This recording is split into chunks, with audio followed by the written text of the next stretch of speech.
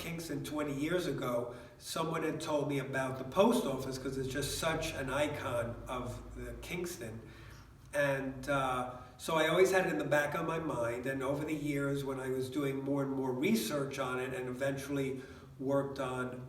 Lost Rondout, we learned a little more about it, but there were also lots of lore, so inaccurate elements and facts about the post office.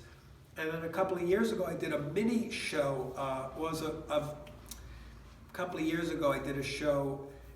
about Midtown Kingston, and of course I had the post office as one of the subjects, and then someone said they had all these photographs that had never been published or seen before, which turned out to be true.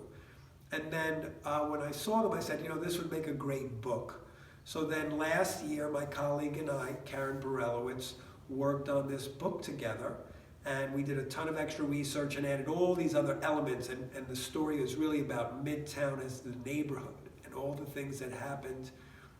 during World War II, and so it's just a catalyst actually to the story